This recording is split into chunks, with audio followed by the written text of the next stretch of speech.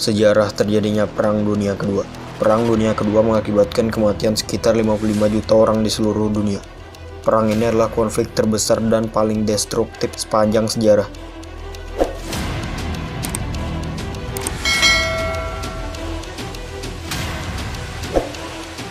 Perang Dunia Pertama berakhir dengan gencatan senjata dan dibuatnya Perjanjian Versailles. Perjanjian Versailles menjadi pukulan berat bagi rakyat Jerman dan memicu runtuhnya Republik Weimar pada 1933. Selama beberapa dekade kemudian, karir Hitler melonjak menjadi kanselir. Dan saat Presiden Paul von Hindenburg meninggal dunia, ia mengangkat dirinya sebagai Führer atau komandan tertinggi para militer Nazi.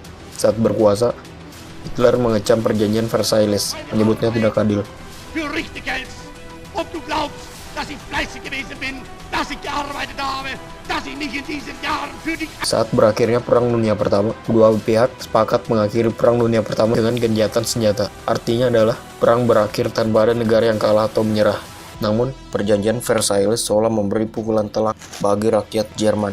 Isi perjanjian tersebut adalah Jerman harus membayar reparasi perang senilai 20 miliar gold mark, saat itu setara dengan 7.000 ton emas. Kekalahan Jerman membuat Hitler patah semangat dan membutuhkan fokus baru. Demikian dikutip dari Daily Telegraph.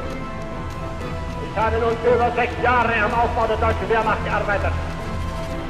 Es sind in dieser Zeit über 90 Milliarden für den Aufbau dieser Wehrmacht angewendet worden.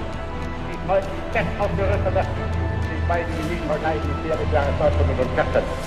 Ein Vertrauen auf sie ist unerschütterlich. Hitler dan para pemimpin Jerman lainnya percaya bahwa Jerman terdesak pada Perang Dunia Pertama karena harus bertempur di dua front. Untuk mencegah hal tersebut, Hitler dan Joseph Stalin menandatangani perjanjian non-agresi 10 tahun pada tanggal 23 Agustus.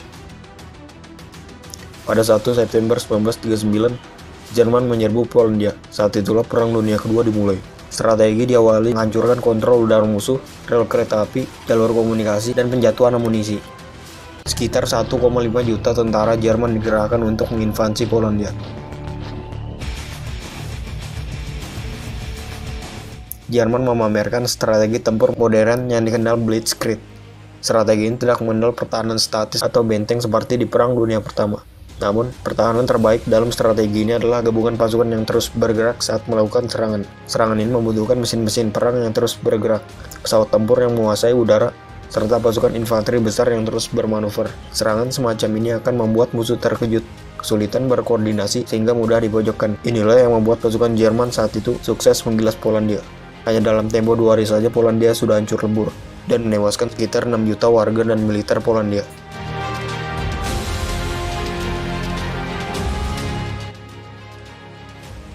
Dua hari setelah serangan Jerman ke Polandia, Inggris dan Prancis menyatakan perang terhadap Hitler. Lalu Inggris mengultimatum Jerman agar menarik pasukannya dari Polandia. Ultimatum itu disambut Jerman dengan menenggelamkan kapal-kapal Inggris di perairan Eropa. Setelah menyerang Polandia, Jerman melancarkan serangan ke Denmark dan Norwegia dan berhasil menduduki kedua negara tersebut. Lalu menyerang Belanda. Sebagai perbandingan, Belanda yang menjajah negeri ini 350 tahun yang bagaikan monster bagi negeri ini. Nazi Jerman hanya membutuhkan waktu 5 hari saja untuk memaksa kerajaan Belanda bertekuk lutut menyerah di tangan keganasan Hitler.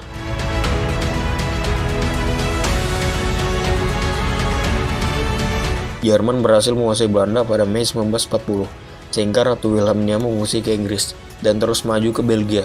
Pasukan gabungan Inggris, Prancis, dan Belgia tidak dapat menahan laju Blitzkrieg Jerman hingga ke Dunkirk. Namun, peristiwa ajaib pun terjadi. Di saat pasukan gabungan Sekutu terdesak, Hitler memerintahkan pasukannya yang dikomandani Hans Guderian tidak maju ke Dunkirk, dan akhirnya pasukan Sekutu berhasil diungsikan ke tanah Inggris. Para sejarawan menyebut ini sebagai blunder pertama Hitler yang membuat Sekutu menyiapkan serangan balasan. Belgia pun jatuh pada 11 Mei 1940. Italia mengumumkan perang melawan Sekutu, serta dilanjutkan menyerbu Prancis pada 10 Juni 1940. Jerman menyerang Prancis dan berhasil menduduki Prancis pada Juni 1940.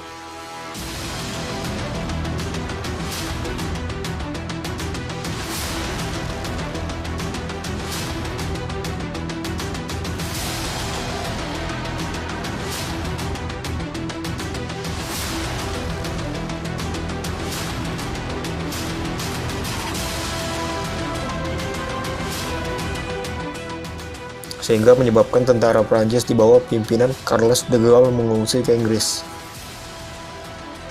Jerman melanjutkan serangannya di front barat dengan menyerang Inggris. Namun, usaha ini gagal karena Inggris memiliki angkatan perang yang masih lebih baik dibandingkan negara Eropa daratan, dan saat itu Inggris masih menyandang sebagai raja lautan dengan armada angkatan laut kerajaan Inggris yang sangat besar.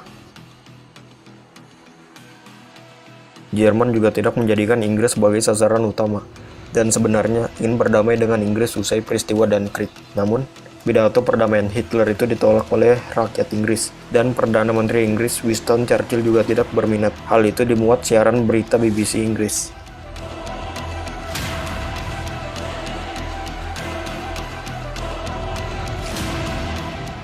Pada tanggal 25 Agustus 1940, Angkatan Udara Kerajaan Inggris menyerang ibu kota Jerman Berlin dengan ribuan pesawat pengebom, dan untuk pertama kalinya membuat penduduk Jerman ikut merasakan perang ini. Maka Luftwaffe pun melakukan serangan balasan. Pada tanggal 7 September 1940, pesawat-pesawat Jerman berterbangan ke langit London dan menjatuhkan bertonton bom dari atas udara. Serangan malam hari itu menimbulkan kepanikan luar biasa di London, hingga menimbulkan korban jiwa dan kerusakan hebat di London. Ibu kota negara kerajaan terbakar hebat. London menjadi lautan api.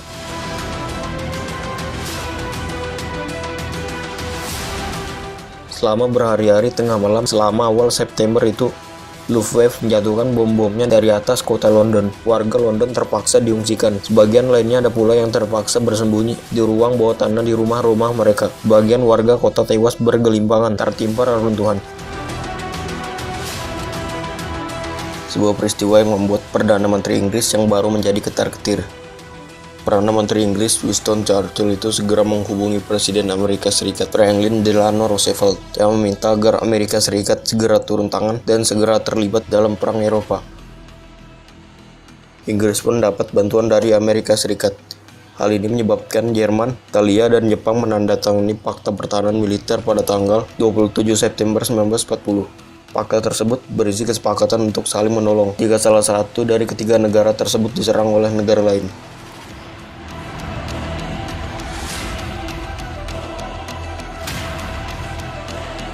Selain itu, terjadi pula peperangan di front timur yang berpusat di wilayah yang memisahkan Jerman dan Uni Soviet. Hitler dan Stalin awalnya membuat perjanjian tidak saling serang, namun Hitler tak mengindahkannya. Jerman menyerang ke arah timur untuk menguasai Uni Soviet pada tanggal 22 Juni 1941.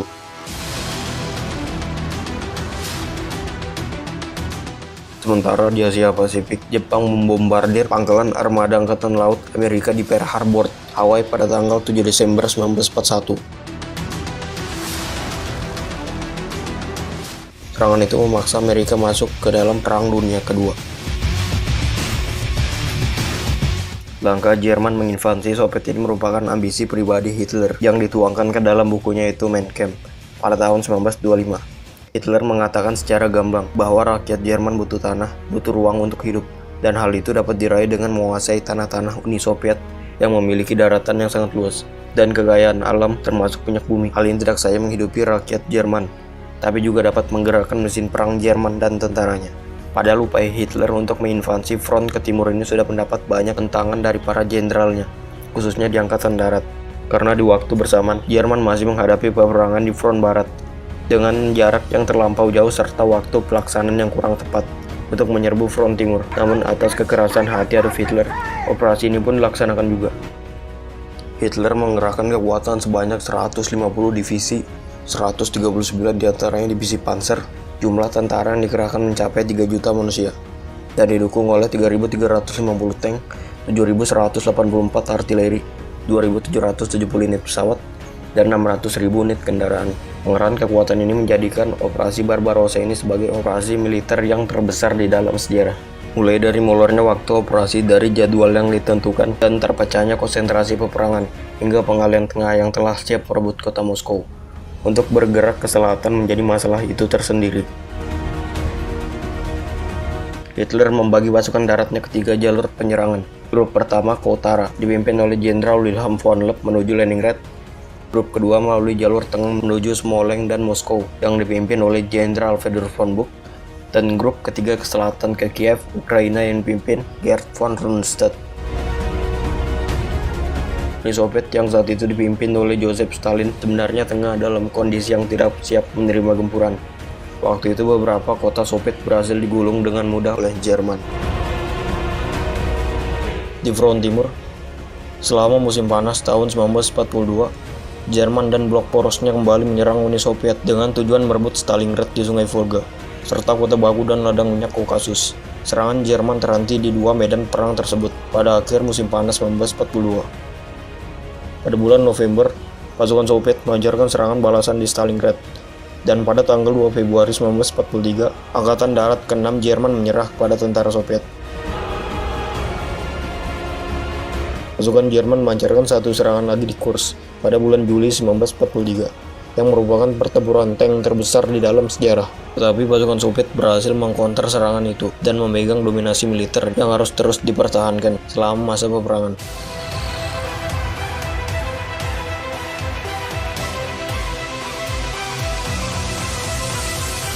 Blunder yang dilakukan Hitler juga membuat dominasi tentara Jerman juga menurun tajam. Tentara Merah akhirnya berbalik menguasai Medan dan berada di atas angin. Datangnya musim dingin yang hebat juga menguntungkan tentara Uni Soviet yang lebih menguasai Medan. Jerman yang juga mengandalkan strategi Blitzkrieg tidak berlaku di alam Soviet yang luas. Impian Hitler untuk menguasai Soviet pun harus terkubur dalam-dalam bersama dengan membekunya pasukan baja mereka dan alat-alat tempur kebanggaan sang Führer. Jerman harus keluar dari Rusia sejak dipukul mundur dari Stalingrad. Pada tanggal 19 November 1942, tentara Rusia menyerbu Polandia dan daerah Balkan yang dikuasai Jerman. Pasukan Uni Soviet berhasil merebut kembali wilayah Rumania, Bulgaria pada 18 September 1944, Yugoslavia 12 Oktober 1944, dan Hungaria 13 Februari 1945. Italia akhirnya menjadi sasaran sekutu. Dengan pengiriman pasukan di bawah pimpinan Jenderal Ludwig de Eisenhower, pasukan ini masuk melalui Sicilia dan Napoli. Pada bulan Juli 1943, pasukan sekutu mendarat di Sicilia, dan pada bulan September merapat di pantai daratan utama Italia. Setelah Dewan Agung Partai Fasis Italia melepas jabatan Perdana Menteri Italia, yaitu Benito Mussolini atau sekutu Hitler, militer Italia mengambil alih dan melakukan negosiasi untuk menyerah pada tentara Amerika pada tanggal 8 September. Pasukan Jerman yang ditugaskan di Italia merebut kendali atas separuh dari wilayah peninsula bagian utara dan terus melanjutkan perlawanan. Mussolini yang telah ditangkap oleh pihak militer Italia diselamatkan oleh komando SS Jerman pada bulan September dan mendirikan rezim boneka neofasis di bawah pengawasan Jerman di Italia Utara. Pasukan Jerman terus menguasai Italia Utara hingga menyerah pada tanggal 2 Mei 1945. Pasukan Eisenhower dan pasukan Montgomery menyerbu Normandia pada 6 Juni 1944. Serangan ini tidak mampu diatasi oleh Jenderal Rommel dan Rundstedt. Prancis pun berhasil direbut dari kekuasaan Jerman pada akhir Agustus 1944.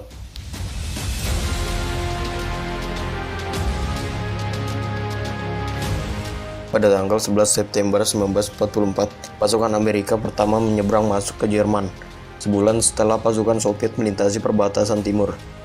Pada pertengahan Desember, Jerman melancarkan serangan balasan di Belgia, dan Perancis Utara yang dikenal sebagai Pertempuran Bulge, namun gagal.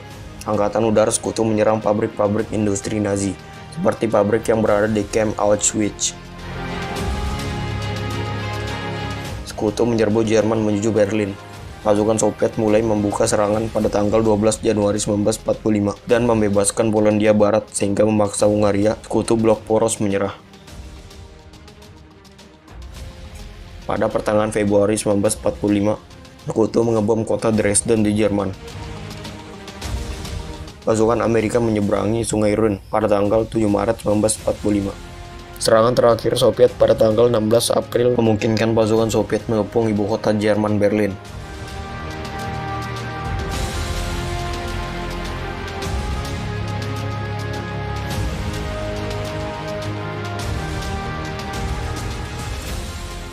Göring berhasil ditangkap, sedangkan Hitler dan Goebbels bunuh diri. Laksamana Domit menyerah tanpa syarat pada 8 Mei 1945. Jerman pun menyatakan menyerah tanpa syarat. Jerman akhirnya bersedia menandatangani perjanjian perdamaian di Potsdam pada 2 Agustus 1945. Sekutu terus melancarkan aksinya dengan berhasilnya pasukan Amerika Serikat mengalahkan Kaigun Jepang. Jenderal MacArthur dan Laksamana Chester Nimitz berhasil menduduki Filipina pada tahun 1944 dan Iwo Jima serta Okinawa pada tahun 1945. Amerika Serikat akhirnya menjatuhkan bom atom di atas kota Hiroshima dan Nagasaki. Jepang pun ditaklukkan dan menyerah tanpa syarat kepada sekutu pada tanggal 14 Agustus 1945. Jepang bersedia menandatangani perjanjian di atas kapal perang USS Missouri di Teluk Tokyo pada 2 September 1945. Akhirnya Perang Dunia Kedua ditandatangani dengan menyerahnya Italia, Jerman, dan Jepang pada sekutu. Setelah itu, kedua belah pihak mengadakan perjanjian-perjanjian perdamaian.